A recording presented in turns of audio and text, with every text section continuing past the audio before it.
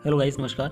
This is Manohar Meda from my education learning. जो आपके YouTube channel है माय एजुकेशन लर्निंग, इसमें आपका स्वागत है। आज अपन बात करेंगे जीव विज्ञान कक्षा क्लास जो है अपनी 12th, उसका जो जीव विज्ञान है, जीव विज्ञान के चैप्टर वाइज जो प्रश्न है, महत्वपूर्ण एमसीक्यू प्रश्न है, उसके बारे में अपन चर्चा करेंगे। तो पहला चैप्टर का पहला प्रश्न अपन आपके स्क्रीन पर है। प्रश्न ये पूछ रहा है कि जो अपनी बायो है ना, जीव विज्ञान, उसका जो पहला चैप्टर है उसका पहला प्रश्न है, और उसमें ये पूछ रहा है कि निम्नलिखित कथनों पर विचार कीजिए। ठीक है, निम्नलिखित कथनों पर विचार कीजिए। तो इसमें कथन दे रखे आपको। ठीक है, अब इसमें से आपको क्या करना है, इसमें देखना है। पहला कथन दे रखा है कि एक कोशिकीय जीव की प्राकृतिक मृत्यु नहीं होती। तो क्या कह रहा है, एक पहला कथन कह रहा है कि जो एक कोशिकीय जीव होते हैं उनकी प्राकृतिक मृत्यु मतलब नेचुरल डेथ नहीं होती। और सेकेंड कथन कह रहा है कि एक कोशिकीय जीव द्विविखंडन के द्वारा नए जीव पैदा करते हैं। और इसमें आपको बताना है कि उपरोक्त में से कौन सा कथन सत्य है। मतलब दो कथन दे रखे हैं कि इसके अंदर से आपको कौन सा कथन सत्य लगेगा। तो पहला कथन था कि एक कोशिकीय जीव की प्राकृतिक मृत्यु नहीं होती, तो ये कथन भी राइट है। जो एक कोशिकीय जीव होते हैं उनकी प्राकृतिक मृत्यु नहीं होती। क्या होता है कि उनकी नेचुरल डेथ नहीं होती। सेकंड कथन था कि एक कोशिकीय जीव द्विखंडन के द्वारा नए जीव पैदा करते हैं। तो आपको पता है कि जो एक कोशिकीय जीव होते हैं उन इस क्या करते हैं, द्विविखंडन, जिससे आप अमीबा की बात करते हैं, तो ये द्विविखंडन के द्वारा क्या करते हैं, नया जीव पैदा करते हैं। तो आपके दोनों कथन क्या सत्य होंगे। तो इसके लिए आपका कौन सा आंसर राइट होगा, सी ऑप्शन करेक्ट आंसर होगा। मतलब एक और दो दोनों क्या होंगे, करेक्ट आंसर होंगे। नेक्स्ट प्रश्न है अपना, आपकी स्क्रीन पर सेकंड प्रश्न दिखाई दे रहा है। अलैंगिक जनन की विशेषता के संबंध में प्रश्न बता रहा है कि जो अलैंगिक जनन की विशेषताओं के संबंध में नीचे दिए गए कथनों पर विचार करना है। अलैंगिक जनन के बारे में कुछ कथन दे रखे हैं, उनके ऊपर विचार करना है। पहला कथन दे रखा है कि इसमें एकल जीव, मतलब क्या होता है, जो एक ही जीव होता है संतति उत्पन्न करने की क्षमता रखता है। अलैंगिक जनन केवल पादपों में पाया जाता है। इस विधि द्वारा उत्पन्न होने वाली संततियां आनुवंशिक रूप से एक समान होती हैं। तो आपको बताना है कि इसमें से कौन सा करेक्ट आंसर होगा। तो पहला ऑप्शन दे रखा है इसके अंदर, इसमें एकल जीव संतति उत्पन्न करने की क्षमता रखता है। तो ये भी कथन राइट होगा, क्योंकि जो अलैंगिक जनन होगा उसमें केवल एक ही जीव होता है और नई संतति उत्पन्न करने की क्षमता रखता है। जैसा आपने देखा होगा, अमीबा है, पैरामीशियम, ये क्या करते हैं, केवल अपनी ही बॉडी से एक नया जीव बना लेते हैं। मतलब क्या होता है कि इसमें दो जनक नहीं होते हैं, केवल एक ही जनक नया जीव बना सकता है। सेकंड कथन है कि अलैंगिक जनन केवल पादपों में पाया जाता है। तो अलैंगिक जनन होता है वो पादपों और जंतु दोनों के अंदर पाया जाता है। तो ये सेकंड ऑप्शन अपना गलत हो जाएगा। ठीक है, पहला ऑप्शन अपना करेक्ट होगा, सेकंड गलत होगा। तीसरा कथन है, इस विधि द्वारा उत्पन्न होने वाली संततियां आनुवंशिक रूप से एक समान होती हैं। तो इस विधि द्वारा उत्पन्न होने वाली संततियां आनुवंशिक रूप से एक समान होती है, ये कथन भी करेक्ट होगा। तो आपका कौन, इसमें क्या पूछा है कि उपरोक्त में से कौन से कथन सत्य हैं। तो कथन 1 और कथन 3 सत्य हैं।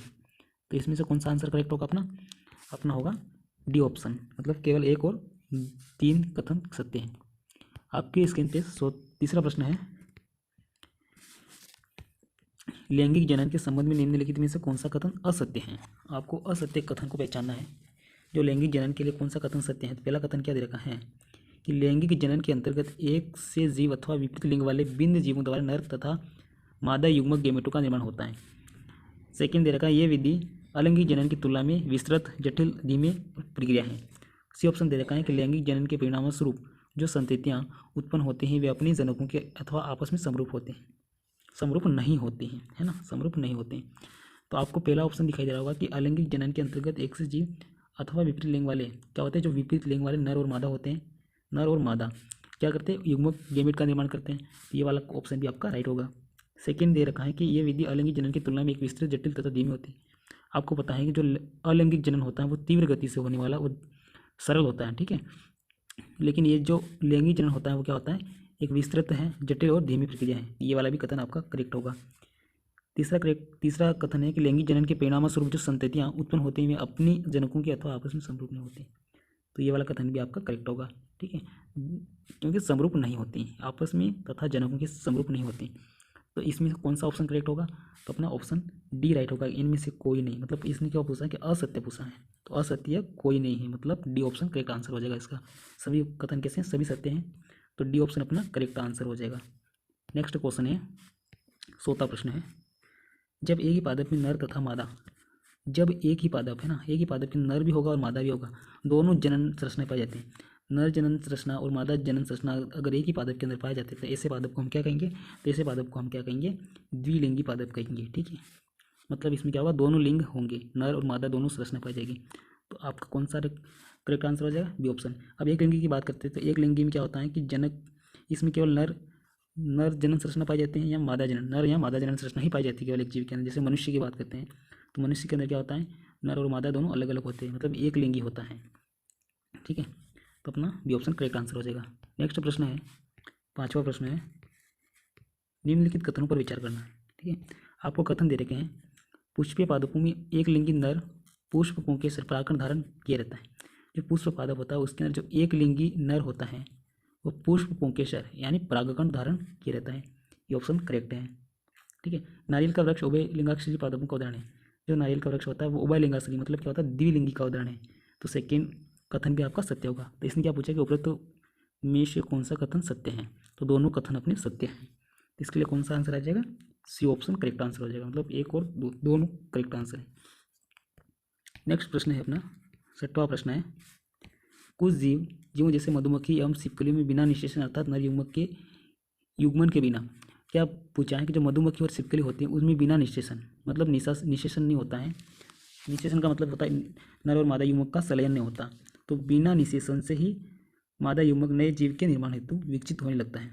तो बिना निषेचन से जो मादा युग्मक होता है वो नए जीव का निर्माण हेतु विकसित होने लगता है। इस प्रक्रिया के निषेचन को क्या कहते हैं, तो इसको हम क्या कहेंगे, आपको पता है कि बिना निषेचन से नए जीव का निर्माण होता है, तो इस प्रकार के निषेचन को हम कहेंगे अनैच्छिक जनन, मतलब क्या कहेंगे, पार्थेनोजेनेसिस कहेंगे। तो ये ऑप्शन अपना करेक्ट आंसर हो जाएगा। ठीक है, अनैच्छिक जनन के अंतर्गत क्या होता है कि जो जीव होते हैं वो उनके युग्मकों का निषेचन नहीं होता, निषेचन के बिना ही नए जीव का निर्माण होता है। तो इस जनन को हम क्या कहेंगे, अनैच्छिक जनन कहेंगे। बी ऑप्शन दे रखा है कि बाह्य निषेचन, एक्सटर्नल फर्टिलाइजेशन। बाह्य निषेचन में जैसे क्या होता है, जैसे मेढक देखा होगा आपने, ये क्या करते हैं कि ये अपने शरीर से बाहर, जिन जीवों का अपने शरीर से बाहर निषेचन होता है उसको हम क्या कहेंगे, एक्सटर्नल फर्टिलाइजेशन कहेंगे।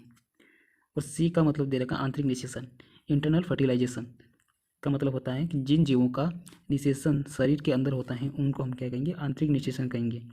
ठीक है, परागकण, परागकण पोलिनेशन क्या होगा, पोलिनेशन, ये पोलिनेशन है ना, ये परागकण नहीं, ये परागण है ना, परागण। ठीक है, परागण, तो परागण क्या होता है, परागण का मतलब होता है कि जो परागकण होते हैं वह जायंग जो वर्तिकाग्र होते हैं वर्तिकाग्र वाले भाग पर आते हैं, तो इस क्रिया को हम पोलिनेशन या परागण कहेंगे। ठीक है, मतलब क्या होता है कि जो परागण के अंतर्गत क्या होता है कि जो परागकण होते हैं वो वर्तिकाग्र जो मादा जायंग होता है वर्तिकाग्र उसके ऊपर आते हैं, तो इस क्रिया को हम परागण कहेंगे। ठीक है, तो इसके लिए आपका कौन सा ऑप्शन करेक्ट होगा, आंसर अनैच्छिक जनन वाला। नेक्स्ट प्रश्न है, 7वां प्रश्न है, निम्नलिखित में से किन जीवों में बाह्य निषेचन होता है। आपको कुछ ऑप्शन दे रखे हैं, बताना है कि किन के अंदर बाह्य निषेचन होगा। शैवाल दे रखा, तो शैवाल के अंदर बाह्य निषेचन होगा, मछली के अंदर भी बाह्य निषेचन होगा। अब मेढक की बात करते हैं तो मेढक के अंदर भी बाह्य निषेचन होता है, लेकिन सांप के अंदर कौन सा निषेचन होता है, सांप के अंदर आंतरिक निषेचन होता है। तो आपका कौन सा ऑप्शन करेक्ट आंसर होगा, 1, 2 और 4, 1 और 2 और 4 बी ऑप्शन करेक्ट आंसर हो जाएगा। जो सांप होता है उसका आंतरिक निषेचन होता है, शैवाल के अंदर बाह्य निषेचन होता है, मछली में भी बाह्य निषेचन होता है, मेढक के अंदर भी बाह्य निषेचन होता है। ठीक है, तो सांप के अंदर कौन सा निषेचन होता है, आंतरिक निषेचन होता है। नेक्स्ट क्वेश्चन अपना 8वां प्रश्न है, पक्षियों तथा सरीसृप वर्गीय प्राणी द्वारा निषेचन। प्रश्न क्या पूछ रहा है, पक्षियों है ना, जो पक्षी होते हैं एविस एंड सरीसृप वर्ग के प्राणी द्वारा निषेचित अंडे का आवरण किस पदार्थ का बना होता है। जो पक्षी होते हैं और सांप होते हैं इनका जो निषेचित अंडा होता है, निषेचित मतलब निषेचन के बाद में जो अंडा होता है, तो आवरण जो उसका बाह्य आवरण किसका बना होता है, तो उस मैग्नीशियम का बना होता है, कैल्शियम का, सल्फर का और पोटेशियम का। तो किसका बना होता है, इसमें आपको करेक्ट आंसर बताना। ठीक है, तो इसका करेक्ट आंसर क्या हो जाएगा, कैल्शियम का बना होता है। किसका बना होता है, कैल्शियम का। जो इनका जो अंडा निषेचित अंडा होता है उसका जो बाहरी आवरण होता है वो किसका बना होता है, तो उसका आवरण कैल्शियम का बना होता है। तो बी ऑप्शन करेक्ट आंसर हो जाएगा। अब अपन बात करेंगे सेकेंड चैप्टर की। ठीक है, जो पहले चैप्टर के प्रश्न थे उसके बाद अपन बात करें सेकेंड चैप्टर की। बायो का जो 12th का चैप्टर नंबर 2 के प्रश्न बात करेंगे, जो MCQ प्रश्न है। तो पहला प्रश्न अपना है कि निम्नलिखित में से कौन सा पुष्प नर जनन अंग का प्रतिनिधित्व करता है। प्रश्न क्या पूछ रहा है कि निम्नलिखित में से कौन सा पुष्प नर जनन अंग का प्रतिनिधित्व करता है। तो अपन बात करें जायंग की, तो जायंग किसका प्रतिनिधित्व करता है, स्त्री जनन अंग का जो प्रतिनिधित्व करता है वो कौन करता है, जायंग करता है। गुरु बीजाणु क्या होते हैं, जो जायंग के अंदर की जो संरचना होती है। परागण का मतलब होता है पोलिनेशन, मतलब क्या होता है, परागकण का वर्तिकाग्र पर आना परागण कहलाता है। अब यहाँ पे कौन सा ऑप्शन करेक्ट होगा, तो आपका ऑप्शन नंबर 1 करेक्ट आंसर हो जाएगा, पोमंग। क्या हो जाएगा, पोमंग हो जाएगा। क्वेश्चन नंबर अपना सेकंड है, निम्नलिखित कथनों पर विचार कीजिए। इसमें कथन दे रखा है आपको और इस कथन के आधार पर अपन को प्रश्न के उत्तर देने। परागण के परिपक्व होने पर, परागकण के परिपक्व होने पर उसमें कायिक कोशिका तथा जनन कोशिका का विकास होता है। ऑप्शन क्या दे रखा है कि जो परागण होते हैं इनके परिपक्व होने पर कायिक कोशिका तथा जनन कोशिका का विकास होता है। पुष्पीय पौधे के परागण पोषक तत्वों से भरपूर होते हैं। ठीक है, तो क्या दे रहा है कि जो पुष्पीय पौधों के परागण होते हैं वो पोषक तत्वों से भरपूर होते हैं, ये अपना करेक्ट हो जाएगा। अब इसमें क्या पूछ रहा है कि कौन सा कथन सत्य है, तो पहला कथन दे रखा है कि जो परागकण के परिपक्व होने पर उसमें कायिक कोशिका तथा जनन कोशिका का विकास होता है।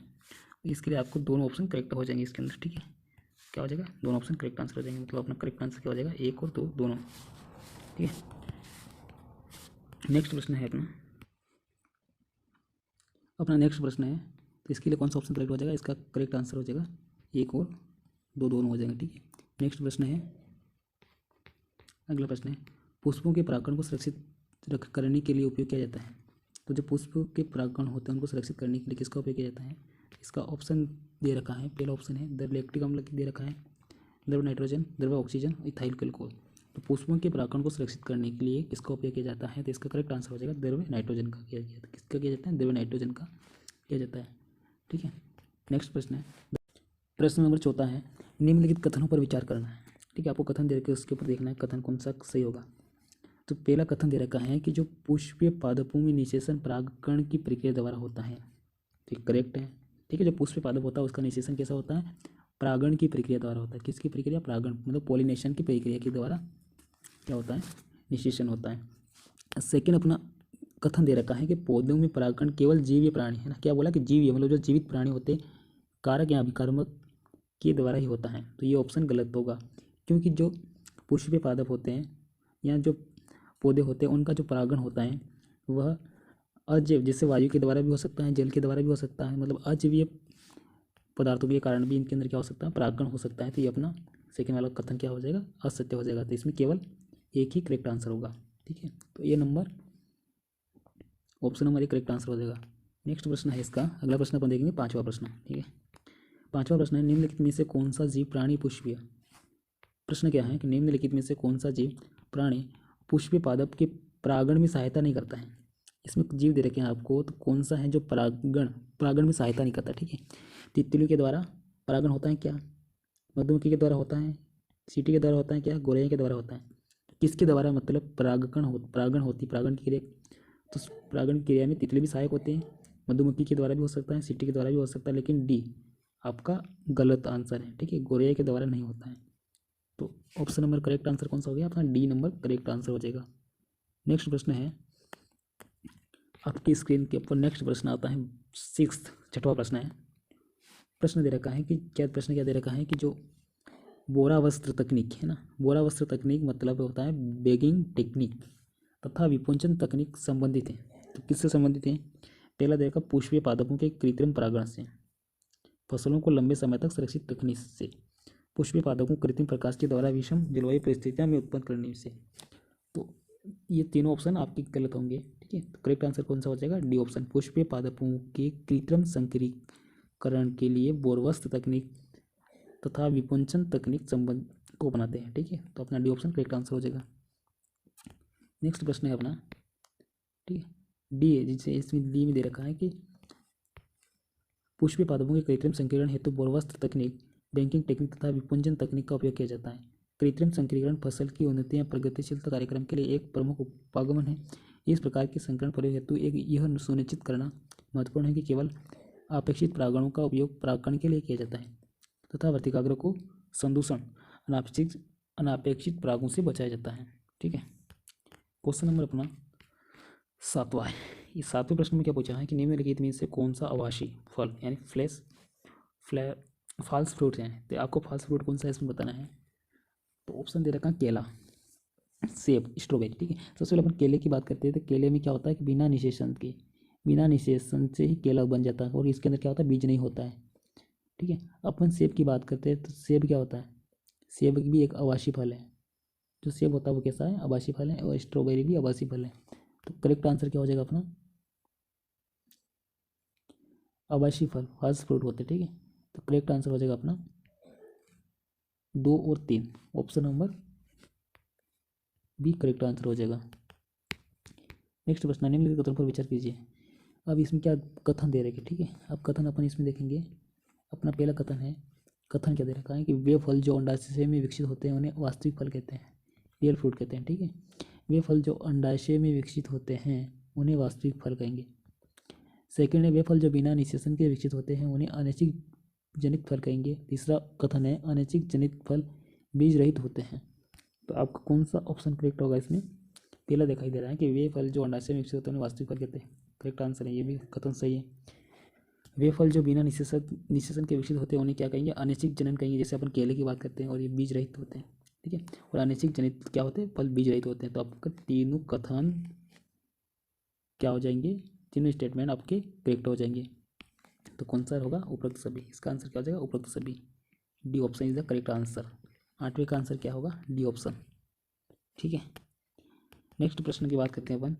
धरती पर पाए जाने वाले घास बिना निषेचन के ही बीज पैदा कर लेते हैं।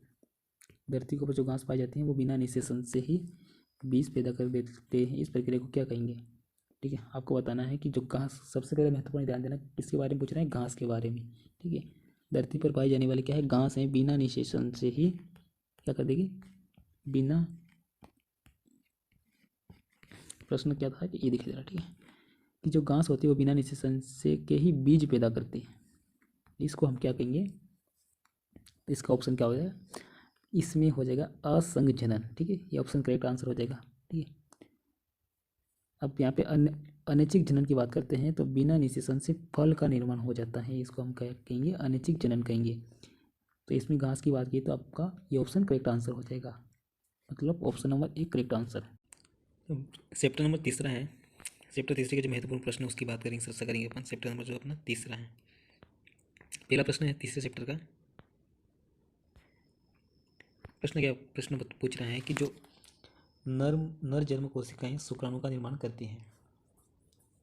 तो आपको पता होगा जो भी युग्मकों का निर्माण होता है, जो गेमेट्स का निर्माण होता है, युग्मकों का निर्माण हमेशा कैसा होता है, युग्मकों का जो निर्माण होता है वो हमेशा अर्धसूत्रीय विभाजन के द्वारा ही होता है।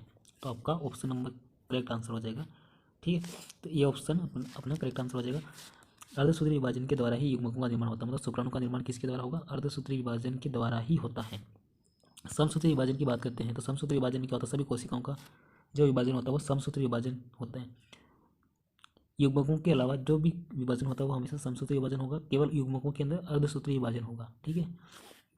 जैसे अपन किसी शॉट लग जाते हैं तो शॉट, मतलब जो शॉट होते हैं उसके घाव को भरने में समसूत्रीय विभाजन के द्वारा ही वो घाव भरते हैं, ठीक है। तो आपका ऑप्शन नंबर 1 करेक्ट आंसर हो जाएगा। नेक्स्ट प्रश्न है, निम्नलिखित में से मानव शरीर के किस अंग में निषेचन, फर्टिलाइजेशन की प्रक्रिया होती है। प्रश्न आप एक का पूछा है कि प्रश्न पूछ रहा है कि निम्नलिखित में से मानव शरीर के किस अंग में निषेचन मतलब फर्टिलाइजेशन की क्रिया होती है। तो मानव के कौन से अंग में निषेचन होगा, ठीक है, कौन किसके अंदर होगा, तो गर्भाशय में होगा, नहीं होगा गर्भाशय के अंदर, ठीक है। बी ऑप्शन दे रखा है कि अंडवाहिनी में होगा, सी ऑप्शन दे रखा है अंडाशय ओवरी में होगा, और डी ऑप्शन है गर्भाशय ग्रीवा में होगा। तो आपको पता है कि जो निषेचन होता है युग्मक और युग्मक है ना, दोनों युग्मक मादा और नर युग्मक अंडाणु और शुक्राणु कहाँ पर मिलते हैं, तो वो अंडवाहिनी के अंदर मिलते हैं, ठीक है। अंडवाहिनी के अंदर जो एम्पुला वाला भाग होता है वहाँ पर मिलते हैं, जो एम्पुला वाला भाग होता है इसके अंदर तक होता है, और एम्पुला वाले भाग के अंदर क्या दोनों गेमेट्स मिलते हैं। तो आपका option number B correct answer हो जाएगा। नेक्स्ट प्रश्न है, पुरुषों में किशोरावस्था। प्रश्न क्या पूछ रहा है कि तीसरा प्रश्न है कि जो पुरुष होते हैं किशोरावस्था यौनारंभ के समय शुक्राणु जनन की प्रक्रिया किस हार्मोन के स्रावन के कारण आरंभ होते हैं। तो पुरुषों के अंदर आपको पता होगा, अपन यहाँ पे बात करते हैं जो टेस्टोस्टेरोन हार्मोन होता है। तो जो पुरुषों के जो कुछ लक्षण होते हैं, प्राथमिक लक्षण, जैसे दाढ़ी मूंछ का आना, ये टेस्टोस्टेरोन हार्मोन के कारण होता है। लेकिन प्रश्न क्या पूछा है, प्रश्न पूछा है कि पुरुष किशोरावस्था के समय शुक्राणु जनन की प्रक्रिया किस हार्मोन के स्रावन के कारण आरंभ होते हैं। तो किस हार्मोन के स्रावन के कारण आरंभ होगी, तो वो ऑप्शन नंबर हो जाएगा अपना डी ऑप्शन करेक्ट आंसर हो जाएगा, गोनेडोट्रोपिन रिलीजिंग हार्मोन, ठीक है। तो ये वाला ऑप्शन अपना करेक्ट आंसर हो जाएगा, ठीक है। सी वाला तो क्या होगा कि जो प्राथमिक लक्षण होते हैं नर के अंदर, जैसे दाढ़ी मूंछ का आना, बाल का उगना, ये सब टेस्टोस्टेरोन हार्मोन के कारण होता है। लेकिन यह इसने पूछा है कि शुक्राणु जनन की प्रक्रिया जो होती है वो गोनेडोट्रोफिन रिलीजिंग हार्मोन के कारण होते हैं। क्वेश्चन नंबर अपना चौथा, क्वेश्चन चौथा ये पूछ रहा है कि जो निम्नलिखित कथनों पर विचार करना है। पहला स्टेटमेंट दे रखा है कि पुरुषों में वर्षण और स्त्रियों में अंडाशय प्राथमिक लैंगिक अंग है। शुक्राणु के साथ एक अंडाणु के संलयन की प्रक्रिया को निषेचन फर्टिलाइजेशन कहते हैं। ठीक है, तो पहला कथन है कि पुरुषों में वर्षण और स्त्रियों में जो अंडाशय होता है वो क्या होता है, प्राथमिक लैंगिक अंग है। तो आपको पता है कि जो प्राथमिक लैंगिक अंग होते हैं वो वर्षण और अंडाशय, तो ये कथन क्या हो जाएगा, ये स्टेटमेंट राइट होगा, सत्य होगा। सेकेंड बात करते हैं कि शुक्राणु के साथ अंडाणु के संलयन की प्रक्रिया को क्या कहेंगे, निषेचन कहेंगे। ये भी कथन सत्य है। तो 1 और 2 दोनों कथन, ठीक है, सी ऑप्शन करेक्ट आंसर हो जाएगा। नेक्स्ट प्रश्न की बात करते हैं अपन। अगला प्रश्न आपकी स्क्रीन पर 5वां प्रश्न, आपको इसका आंसर बताना है। प्रश्न क्या है कि निम्नलिखित में से कौन सा स्वरूप पुरुष गुणसूत्र में पाया जाता है। तो पुरुष के अंदर क्या पाया जाता है, कथन दे रखे अलग अलग, ठीक है। तो पुरुष के अंदर क्या पाया जाता है, तो बताना आपको। पुरुष के अंदर एक सेक्स होता है, तो एक सेक्स की बात करते हैं तो ये किसके अंदर पाया जाता है, यह मादा के अंदर पाया जाता है, ठीक है, यह मादा के अंदर पाया जाता है। अब वाई तो ये किसी के अंदर नहीं पाया जाता, ठीक है। और एक सेक्स तो ये पता है किसके अंदर पाया जाता है, ये मादा के अंदर पाया जाता है। तो कौन सा ऑप्शन करेक्ट आंसर हो जाएगा, एक्स वाई, ये किसके अंदर पाया जाता है, ये नर के अंदर पाया जाता है, ठीक है।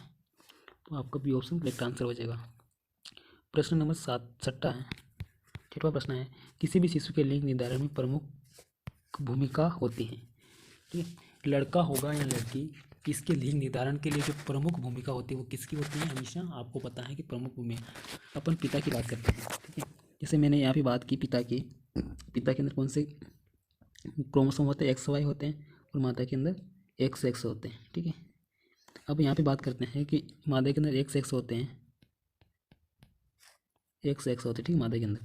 अगर पुरुष से क्या आ जाएगा, एक्स जाएगा, तो मादा से केवल एक्स ही आना है ना, क्योंकि दोनों कैसे हैं, समयुग्म, मतलब जो मादा होती है वो समयुग्म की है और पुरुष क्या है, विषम युग्म की है। तो पुरुष के अगर एक्स गुणसूत्र इससे जाएगा तो लड़की पैदा होगी, अगर पुरुष से वाई जाएगा तो क्या होगा, लड़का पैदा होगा। तो लिंग निर्धारण में मुख्य भूमिका किसकी होती है, तो मुख्य भूमिका किसकी होती है, हमेशा पिता की ही होती है। तो ऑप्शन नंबर अपना एक करेक्ट आंसर हो जाएगा, ठीक है। प्रश्न नंबर 7वां है, मानव शरीर में, प्रश्न क्या पूछ रहा है कि मानव शरीर में पल रहे भ्रूण को ऑक्सीजन तथा पोषण की आपूर्ति हम कार्बन डाइऑक्साइड तथा भ्रूण द्वारा उत्सर्जित अवशिष्ट पदार्थों को बाहर निकालने को कार्य कौन करता है। प्रश्न क्या पूछ रहा है कि मानव शरीर में पल रहे भ्रूण है ना, मानव के मतलब मादा के अंदर जो भ्रूण होता है पल रहा, उसको ऑक्सीजन तथा पोषण की आपूर्ति एवं कार्बन डाइऑक्साइड तथा भ्रूण द्वारा उत्सर्जित अवशिष्ट पदार्थों को बाहर निकालने का जो कार्य होता है वो किसका होता है, श्लेष्मा प्लेग का होगा, गलत हो जाएगा। गर्भाशय का, ये भी गलत है। फिलिपियन ट्यूब, तो फिलिपियन ट्यूब के अंदर क्या होता है कि नर और मादा युग्म का संलयन निषेचन होता है। तो आपका सी ऑप्शन करेक्ट आंसर हो जाएगा अपना प्लेसेंटा के अंदर, ठीक है। प्लेसेंटा का क्या काम होता है, प्लेसेंटा का कार्य होता है कि भ्रूण के अंदर ऑक्सीजन तथा पोषण की आपूर्ति करना और कार्बन डाइऑक्साइड तथा भ्रूण द्वारा उत्सर्जित अवशिष्ट पदार्थ को बाहर निकालने का कार्य होता है प्लेसेंटा का। क्वेश्चन नंबर अपना 8वां है, प्रश्न क्या पूछता है कि ये भी कथन दे रखे हैं, ठीक है। आप कथन को देखना सर्वप्रथम। पहला कथन दे रखा है कि सगर्भता प्रेगनेंसी के दौरान आवर्त चक्र मेंस्ट्रुअल साइकिल बंद हो जाते हैं, ठीक है। दूसरा है प्रेगनेंसी के 2 महीने के बाद मानव भ्रूण के लगभग सभी अंग तंत्रों का निर्माण हो जाता है। उपरोक्त कौन सा कथन सत्य होगा, आपको सत्य कथन बताना है। तो पहला कथन क्या दे रखा है कि सगर्भता प्रेगनेंसी, जब महिला प्रेगनेंसी होती है तो उसके अंदर मेंस्ट्रुअल साइकिल होता है वो क्या होता है, बंद होता है। तो ये कथन सत्य है। क्या है, सत्य है, क्योंकि जब महिला गर्भ धारण कर लेते हैं तो उस समय उसके अंदर जो आवर्त चक्र होता है, आवर्त चक्र नहीं पाया जाता है, ठीक है। मेंस्ट्रुअल साइकिल नहीं होता उस समय, क्या होता है कि यह बंद हो जाता है। तो आपका ये भी कथन सत्य है। सेकंड कथन दे रखा है कि प्रेगनेंसी के 2 महीने के बाद मानव भ्रूण के लगभग सभी अंग तंत्रों का निर्माण होता है। सबसे पहले अपन बात करते हैं कि जो महिला की जो प्रेगनेंसी होती है उसकी जो प्रथम है ना, प्रथम महीने के अंदर सबसे पहले किसका निर्माण होगा, सबसे पहले हृदय, क्या होगा, सबसे पहले हृदय निर्मित होगा। जो हृदय होता है उसके पहले सबसे पहले हृदय का निर्माण होता है। उसके बाद दूसरे महीने में लगभग क्या होता है कि जो भ्रूण होता है उसकी अंगुलियां और पाद और अंगुलियां बनना स्टार्ट हो जाते हैं। लगभग 12 सप्ताह की अवधि तक, मतलब तीसरे महीने के लास्ट तक क्या होता है, सभी अंगतंत्र बनते हैं। तो इसमें क्या पूछा कि 2 महीने के बाद मानव भ्रूण के लगभग सभी अंगतंत्र का निर्माण हो सकता है। तो ये गलत हो जाएगा। लगभग 3 से 4 महीने के अंतर्गत क्या होता है, सभी अंगतंत्र का निर्माण होगा। तो कथन अपना पहला ही कथन राइट होगा। तो option number A correct answer हो जाएगा। ठीक है, इसमें दे रखा है जो पहला कथन सत्य है, सगर्भता प्रेगनेंसी के दौरान आत्मचक्र मेंस्ट्रुअल साइकिल बंद हो जाता है। दूसरा कथन गलत है। ठीक है, मानव में सगर्भता की अवधि 9 महीने की होती है। टोटल कितने, 9 महीने की होती है। मानव में 1 महीने की सगर्भता के बाद भ्रूण का हृदय निर्मित होता है। सबसे पहले क्या निर्माण होगा, हृदय निर्मित होता है।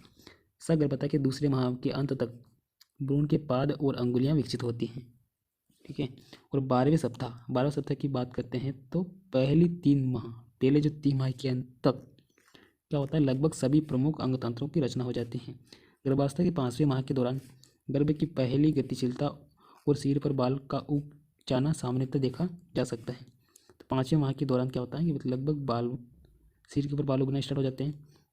24वें सप्ताह के अंत तक, मतलब दूसरी तिमाही, 24वें सप्ताह की बात करते हैं तो दूसरी तिमाही के अंदर पूरे शरीर पर कोमल बाल निकल जाते हैं।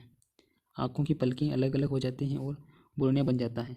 गर्भावस्था के 9 माह के अंत तक गर्भ पूर्ण रूप से विकसित हो जाता है और प्रसव के लिए तैयार हो जाता है। प्रसव मतलब क्या होता है, जन्म, बच्चे का जन्म, है ना। प्रसव का मतलब होता है मादा की योनि से बच्चे की बाहर निकलने की प्रक्रिया को हम प्रसव कहते हैं। ठीक है, चैप्टर नंबर 14 है, उसका जो पहला प्रश्न है वो है, पहला प्रश्न क्या दे रखा है, भारत में जनसंख्या वृद्धि के प्रमुख कारण क्या है।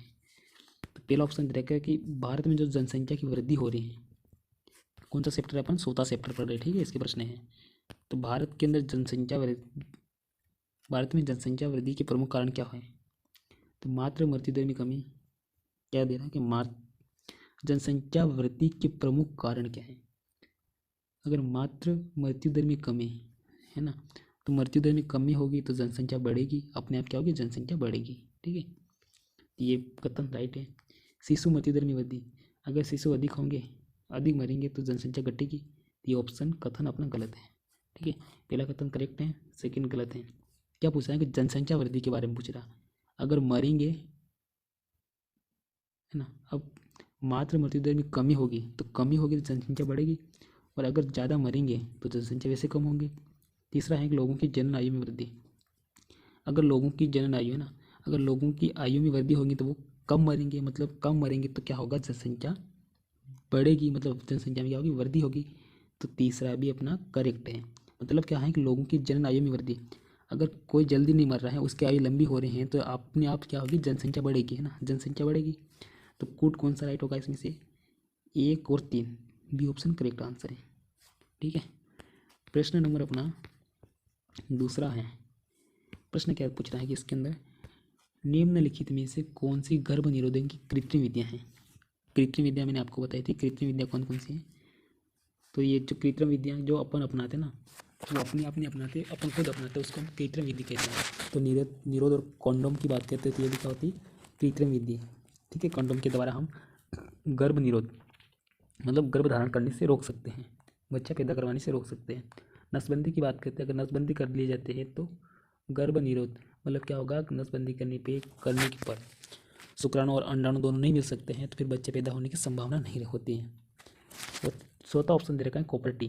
तो कॉपर टी का प्रयोग के द्वारा भी हम क्या करते हैं, शुक्राणु की गतिशीलता को कम कर देते हैं। मादा के अंदर टी आकार की जो कॉपर से निर्मित छड़ को हम मादा की योनि में डालते हैं, जिससे क्या होता है कि जो तांबा होता है वह क्या करता है कि जो शुक्राणु होता है उसकी गतिशीलता को कम कर देता है और शुक्राणु जब अंड वाहिनी तक नहीं पहुंच सकता है। तो कॉपर टी का भी प्रयोग इसके गर्भ निरोध के लिए करते हैं। तो ये भी क्या कृत्रिम विधि है। यहाँ पे स्तनपान अनार्तव दे रखा है, मतलब लैक्टेशनल एमिनोरिया दे रखा। तो ये वाला क्या होता है, ये प्राकृतिक विधि, क्या विधि, ऐसी प्राकृतिक विधि।